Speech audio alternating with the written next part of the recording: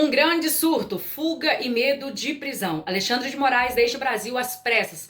Prepare-se porque o que vamos revelar aqui é simplesmente chocante. Acho que é o que eu vi que o Alexandre de Moraes está, neste momento, em Roma. É que o Alexandre está completamente surtado quando ele fez essa decisão.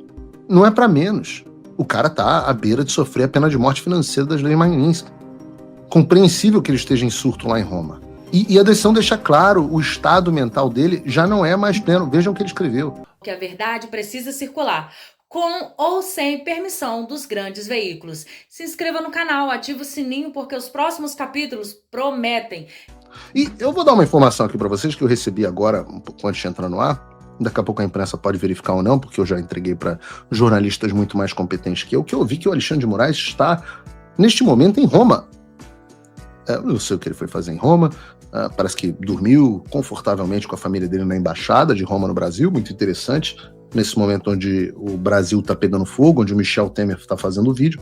Alexandre está em Roma, talvez por isso esteja meio distraído, talvez esteja precisando de um certo descanso e um tratamento, porque hoje ele teve um surto digno de vilão de filme quando vê que está no final, que está perdendo.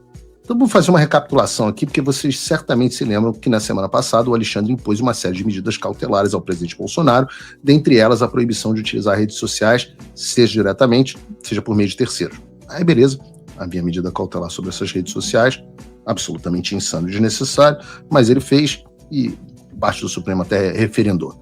Mas no início dessa semana o Alexandre publicou outro despacho, eu não vou nem dizer explicando, mas complicando, dizendo que na verdade havia uma decisão dele que não era exatamente aquilo, e dizendo que a proibição que ele tinha imposto abrangia mais coisa, apesar dele nunca ter tido escrito isso antes. E eu não vou ler aqui a medida cautelar, porque é uma medida extremamente confusa, mas na prática o Alexandre estava corrigindo a primeira decisão dele, que era da proibição de utilização de redes sociais, e expandindo o escopo para incluir também uma proibição de transmissão ou retransmissão ou veículos de áudio, vídeos ou transcrições de entrevistas em qualquer plataforma. Essa foi aquela decisão que nem o Demore, lá no Inteligência Limitada, disse que entendeu. Ele falou assim, se for isso é um absurdo. E aí surgiu outra dúvida, que era se o presidente Bolsonaro estava impedido de mandar, por exemplo, áudio no WhatsApp, porque você não podia retransmitir áudio, se ele estava impedido de dar entrevista, se ele não estava impedido de dar entrevista, mas sim o jornal que estava impedido de publicar, enfim, ninguém entendeu nada, nem a imprensa, nem os advogados, nem o Bolsonaro e provavelmente nem o Alexandre entendeu o que ele escreveu. E eu disse ali naquele momento, no Inteligência Limitada, que o Alexandre era um semi-analfabeto. A qualidade da escrita dele, para quem trabalha com comunicação, é uma vergonha. Ato contido a esse desesclarecimento do Alexandre de Moraes, que não esclareceu nada, deixou todo mundo mais confuso, o Bolsonaro estava no Congresso Nacional e foi abordado pela imprensa, ocasião na qual ele fez um pronunciamento, que foi aquele cujas imagens viralizaram no mundo inteiro. Daí, por conta do pronunciamento do Bolsonaro à imprensa, o pseudo-juiz Alexandre de Moraes publicou uma decisão com a seguinte conclusão: intime esses advogados do Jair Messias Bolsonaro a prestar esclarecimento, prazo de 24 horas, descumprimento das medidas cautelares sob pena de prisão do réu imediata. Aí ninguém entendeu nada mesmo. O Alexandre estava ameaçando o Bolsonaro de prisão porque ele deu uma entrevista, porque, na verdade, publicaram a entrevista nas redes sociais, porque os jornais gravaram ele ou porque saiu nos noticiários, ninguém sabia responder. Então aquilo que estava confuso na segunda ficou muito mais confuso na terça-feira e na quarta-feira. Então a proibição era de não usar as redes sociais, depois virou não transmitir ou retransmitir o conteúdo em áudio e vídeo. Daí quando o Bolsonaro dá um pronunciamento sem que ele tenha gravado nada em vídeo ou áudio, o Alexandre ameaçou de prisão por dar uma entrevista e ele se atrapalhou todo, ninguém entendeu absolutamente nada. E veio, como nós abordamos ontem, uma reação da velha mídia, crítica ao Alexandre com todas as letras, editorial, Globo News, todo mundo que nunca soltou a mão do Alexandre de Moraes, disse que ele estava praticando censura e que isso era inaceitável. Vocês viram aqui no programa de ontem, quem falou isso? Globo News, Band, Metrópolis, Folha de São Paulo, Estadão, todo mundo. E aí, finalmente, parece que ele percebeu, ou pelo menos não acho que ele percebeu, eu acho que ele foi forçado a reagir a uma cagada colossal que ele tinha feito. Ele viu o que pegou mal, digamos assim. E aí decidiu meter. Ele não podia recuar. Lembra que eu falei isso? Falei isso no programa de ontem. Quando o sistema coloca um limite no Alexandre, o Alexandre tem duas alternativas. Ou ele se limita e perde poder, ou ele dobra a aposta e tem que... O sistema acaba se livrando dele mais cedo ou mais tarde. E dentre essas duas opções, o Alexandre tentou meter uma terceira, que foi um somebody love. O famoso foi mal, tava doidão. Só que o foi mal, tava doidão dele fez menos sentido do que a decisão original. Eu vou ler com vocês alguns trechos, porque ela tá, gente, é inacreditavelmente mal escrita. Então, não se sinta mal se você não entender. Hoje de manhã, aliás, os advogados me mandaram essa decisão e a imprensa naturalmente veio. Você leu a decisão, Paulo? A Folha me perguntando, UOL, você leu? E eu falei assim, eu já li 3 vezes, eu não entendi, eu vou ligar para o advogado. Liguei para o advogado, falei assim, doutor, o senhor entendeu essa decisão? Pode me explicar? Ele falou assim, já li 2 vezes e também não entendi. A conclusão que eu cheguei é que eu ia ter que fumar uma pedra de crack para entender o que estava escrito, porque, assim, de cara, eu bebo muito pouco e não uso nenhuma droga. Então, assim, de cara ficou difícil para mim entender o que está escrito. Eu vou ler uns trechos para vocês, cada um se vire aí, cada cachorro que lamba a sua. Vocês que se entendam, eu vou ler aqui para vocês. Em face da necessidade de cessação desse ilícito modus operandi e, consequentemente, da continuidade da prática delitiva, foi imposta a medida cautelar de proibição de utilização de redes sociais diretamente ou por intermédio de terceiros. Esclarecida na decisão de 21/7/2025, com a proibição de utilização de redes sociais de terceiros para veicular transmissões, retransmissões ou veículos de áudios, vídeos ou transcrições de entrevistas em qualquer das plataformas, Caps Lock, como meio de bular a medida, como constatou expressamente na decisão, não podendo, abre aspas, não podendo o investigado se valer desses meios para burlar a medida. Isso tudo que eu li até agora é uma frase. Lembra da tia Maricota? Frase, oração em período, você não construi períodos muito longos e tal. O Alexandre não fez essa aula, ele acabou de fazer uma frase que tinha 17 parágrafos. Em momento algum, Jair Bolsonaro... Respirei. Ponto. Em momento algum, Jair Messias Bolsonaro foi proibido de conceder entrevistas ou proferir discursos em eventos públicos ou privados, respeitados os horários estabelecidos nas medidas restritivas. A sua parte que eu entendi. Eu falei, então não foi proibido. Beleza. Até aqui o Alexandre está falando, que ele disse que ele disse e não ameaçou o Bolsonaro de prisão pelo que ele, na verdade, ameaçou. Porque, segundo o pseudo-juiz, o Bolsonaro não foi e nem está proibido de conceder entrevistas ou de discursar em público ou em privado. Eu não sei o que é discursar em privado, deve ser alguma coisa que os loucos fazem, desde que o momento em que essas sejam feitas, sejam compatíveis com o horário do recolhimento imposto pelas cautelares anteriores. Mas aí vem o próximo parágrafo, onde ele já desfaz tudo o que disse, e escreve assim: a explicitação da medida cautelar imposta no dia 17/7 pela decisão do dia 21/7 deixou claro que não será admitida a utilização de subterfúgio para manutenção da prática de atividades criminosas com a instrumentalização de entrevistas ou discursos públicos, como, abre aspas, material pré-fabricado para posterior postagem nas redes sociais de terceiros previamente coordenados. Isso era uma frase. Eu entendi dessa frase que Bolsonaro não está proibido de dar entrevista ou discursar em público ou em privado. Não sei o que significa essa porra, mas se alguém, um deputado da base ou um jornalista pegar a entrevista que ele deu ou um discurso que ele falou e publicar em algum lugar, aí o Bolsonaro estaria descumprindo a entrevista, a medida cautelar e poderia ser preso. Então, o Bolsonaro pode ser preso pela conduta de... Fala pessoal, tá gostando desse vídeo? Não esqueça de deixar o seu like e se inscrever no canal Olavo Edu Carvalho para receber notícias quentíssimas todos os dias. Isso ajuda demais o nosso trabalho e o YouTube irá recomendar para mais pessoas. De terceiros em relação ao que o próprio Alexandre disse que era permitido. Som na caixa, Bruno.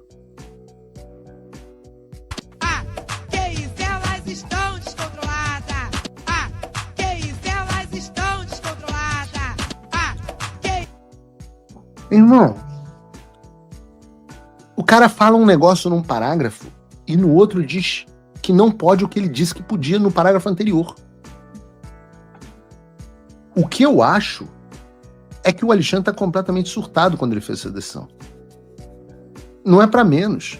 O cara tá à beira de sofrer a pena de morte financeira das leis Magnitsky. Compreensível que ele esteja em surto lá em Roma. E a decisão deixa claro, o estado mental dele já não é mais pleno. Vejam o que ele escreveu. A constatação da utilização desses métodos de atuação nas redes sociais com demonstração de existência de núcleos de produção e publicação de material de áudio e vídeo fornecido por Jair Messias Bolsonaro, tanto em entrevistas quanto em discursos públicos ou privados, com a nítida finalidade de continuar na prática das condutas ilícitas ensejadoras das medidas cautelares, abre parênteses, coação no curso do processo, obstrução de investigação de infração penal que envolva organização criminosa e atentado à soberania, portanto, serão passíveis de conversão das mesmas em prisão preventiva para efetivamente fazer cessar a conduta criminosa e garantir a instrução criminal e a aplicação da lei penal. Cara, eu tenho que fazer um cardio antes de ler as decisões do Alexandre. Como diversas vezes salientei na presidência do Tribunal Superior Eleitoral, essa parte é maravilhosa. Essa parte é maravilhosa. Como diversas vezes salientei na presidência do Tribunal Superior, aí ele liga o Caps Lock, tal qual o Matia do Zap, ele liga um Caps Lock e bota assim: a justiça é cega, mas não é tola! Exclamação. Não, cadê a imagem? A gente tinha isso no chat. Eu quero a imagem que a Surreli mandou. Essa. Reparem. De novo. Só na caixa, Bruno. Elas estão descontroladas. Que isso, elas estão descontroladas. Ah, meu Deus do céu. O cara está completamente fora da casinha. Não, deixa aí. Mas com I, a justiça eleitoral é cega, mas não é mas não é tola. 5 exclamações e tudo em caixa alta. Cara, que fase, hein, meu irmão? Que fase. Vocês têm noção que o líder do Xandaquistão, o nosso Adolf, o pseudo-juiz mais poderoso do Brasil, o cara que até há pouco mandava e desmandava sem nenhuma consequência, sem nenhuma noção, o cara escreveu uma decisão judicial com caps locks, 6 exclamações, como quem tá gritando no bate-papo do UOL. Tudo isso seguido de 5 exclamações, cara. O cara é uma tia do Zap. Eu não vou me assustar se as próximas decisões do Alexandre tiverem emoji. Eu não vou. Vou falar assim, vou achar natural aqui no Paulo Figueiredo Show. Não vou nem citar decisões do Alexandre ali com carinha do... aquela vermelhinha assim. Botem no chat quais emojis vocês esperam ver nas decisões do Alexandre. Tem aquele que é um cocôzinho, aquele do cocôzinho. Cara, como se não fosse o suficiente, ele ainda mete: a justiça é cega, mas não é mais. E vejam, ele é tão analfabeto que ele escreveu o mais em vez do mas, meteu o caps lock e tal, e depois ele corrigiu. Aí, coitada, a professora Paula Marisa mostrou que ele falou, vale esta, mandou a nova decisão, corrigindo a primeira. E aí ele tirou o mais. Mas ele ainda esqueceu de acrescentar uma vírgula na frase. Cara, o Alexandre, esse professor de livros, não sei o quê, professor da USP, tá aí a Paula Marisa, assim, esse cara, ele não passa numa prova do Enem.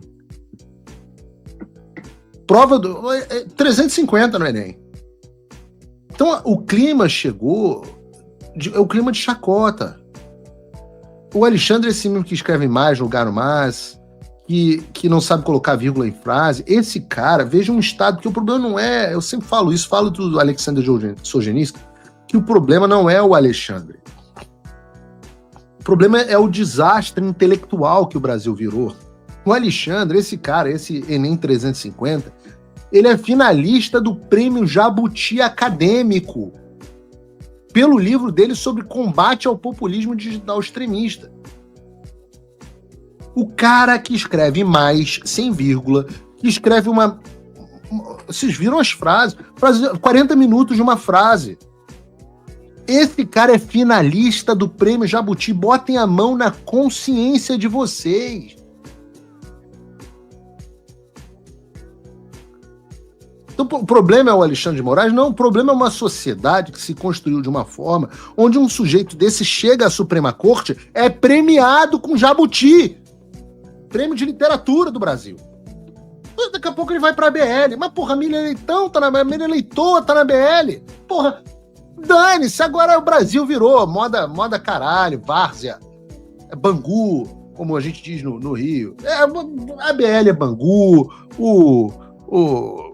vendo, saltando os olhos, que essa ditadura imposta no Brasil pelo Poder Judiciário, que agora proíbe manifestação, né, de deputados, de parlamentares, diante da própria corte, né, doutor?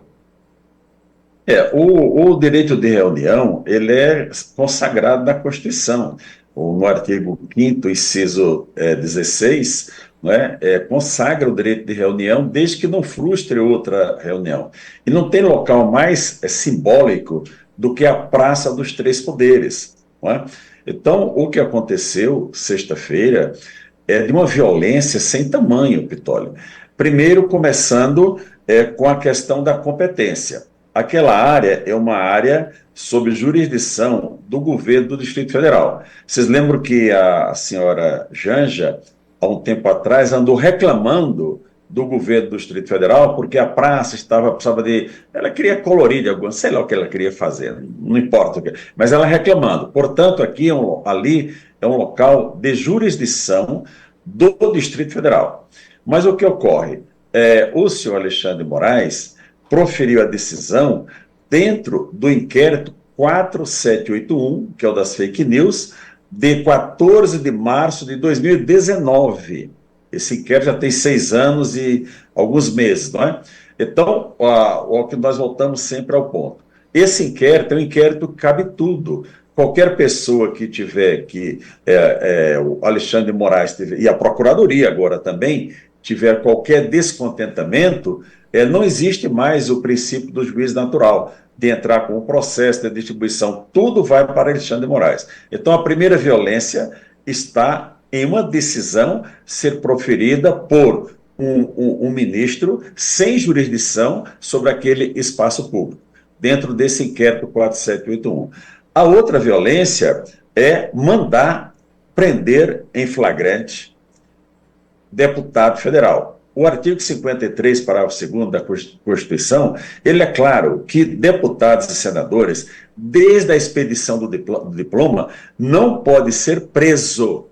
Só pode ser preso em flagrante delito por crime inafiançável. Quais são os crimes inafiançáveis? Aqueles que têm pena máxima superior a 4 anos e também os crimes de racismo, tortura, tráfico de drogas, terrorismo. Então é muito específico os crimes que não permitem a fiança. Quando o crime é afiançável, deputado e senadores jamais pode ser preso. E a decisão foi clara: prender por desobediência e por resistência. Por que essa prisão não ocorreu? Agora, ao mesmo... Pois não, Pitoli. Não, pois não. Falei muito já. Não, por gentileza, conclua. Achei que o senhor tivesse concluído. Pois não. Ok. Então, por que não ocorreu? Indo para a parte final, né? quando o governador chegou, que trouxe a decisão, né, eu não tinha ouvido que ele já tinha falado para a imprensa que se não sair, vou prender. Como você pode prender um parlamentar por crime afiançável? Porque a desobediência, ela é um crime que é punido, no artigo 330 do Código Penal, é punido com 15 dias a 6 meses de detenção. E a resistência, que é o artigo 329, é punido com 2 meses a 2 anos de detenção. Portanto, não caberia jamais aquela decisão.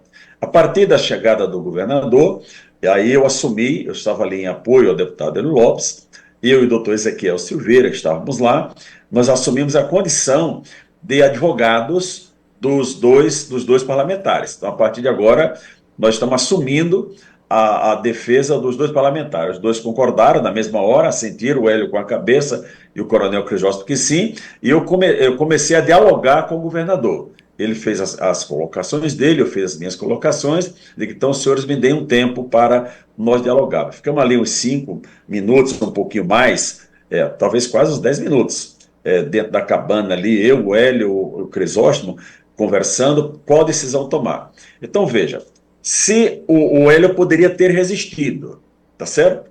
Claro, seria uma grande foto para o mundo e para todos. Mas nós teríamos 2 problemas, Vitório. Um problema de colocar essa conta na Polícia Militar do Distrito Federal. Olha aqui, a Polícia do Estado Militar Federal foi que praticou essa violência. Então, eu quis preservar a Polícia Militar do Distrito Federal, não o governador. Estou sendo sincero. Preservar a Polícia Militar do Distrito Federal, que já está muito agravada desde aqueles fatos do 8 de janeiro. E o segundo fato mais importante, esse é preciso que as pessoas entendam. O Lula, o senhor Lula, iria pegar aquelas imagens para dizer, olha, o deputado violento resistia a uma ordem judicial. Não iria se discutir se essa ordem era legal ou não. O que iria correr o mundo seria um deputado, que todos nós sabemos que o deputado Hélio Lopes é altamente ligado ao presidente Bolsonaro, ele é quase da família do Bolsonaro. Qual seria a imagem que eles iriam explorar? Que o Hélio Lopes estaria ali a serviço de Bolsonaro para criar aquela confusão, e aí iria o senhor Lula mostrar lá para os Estados Unidos, olha, o que o Alexandre de Moraes está fazendo é plenamente justificável. Mas tudo isso foi explicado para o deputado Hélio Lopes, naquele momento de tensão, evidentemente, né? E o deputado, eu falei, Hélio, nós estamos aqui para te apoiar na decisão que você vai tomar. O meu papel, e o doutor Ezequiel, que nos auxiliou, foi no sentido de apoiar a decisão, mas também eu alertei, olha, essa decisão foi proferida dentro do inquérito 4781, que é o inquérito das fake news. Ele poderia colocar o Hélio como atentado ao Estado Democrático de Direito, poderia colocar como e decretar a prisão preventiva do Hélio, certo? Decretando uma prisão dessa, dependeria agora do Congresso Nacional, da Câmara, referendar ou não a decisão. Infelizmente, nós não temos como confiar hoje na Câmara dos Deputados, já não confiávamos no Senado, e agora na Câmara dos Deputados, com a condução do Hugo Mota, que é uma vergonha nacional, esse jovem, né? Já começou mostrando que o povo da Paraíba tem que caçar o seu mandato, no sentido de não mandá-lo mais para o Congresso Nacional, não é? E esses foram os fatos que estou te contando a parte final do que aconteceu, Vitória. De trazer indignação, de fato, mesmo porque nós mostramos uma das fotos que foram veiculadas ao longo da última sexta-feira, doutor, que mostra Hélio Lopes com o esparadrapo na boca e o coronel Crisóstomo fazendo uma leitura, estava lendo um livro. Que perigo estes traziam para o Estado democrático de direito numa manifestação absolutamente ilegítima. E é por isso que eu tenho reforçado aqui, doutor, a importância do brasileiro se manifestar, porque entendo eu que, embora isso possa acontecer quando se trata de Alexandre de Moraes, é muito difícil ele proibir qualquer tipo de manifestação em todas as praças do Brasil. Nós precisamos mostrar que a população tem um papel, o povo brasileiro tem um papel fundamental nesse momento, né, doutor?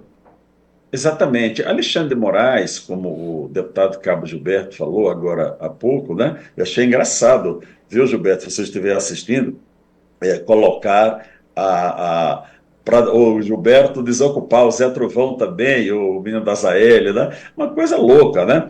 Alexandre de Moraes, gente, entenda, ele é um criminoso sádico.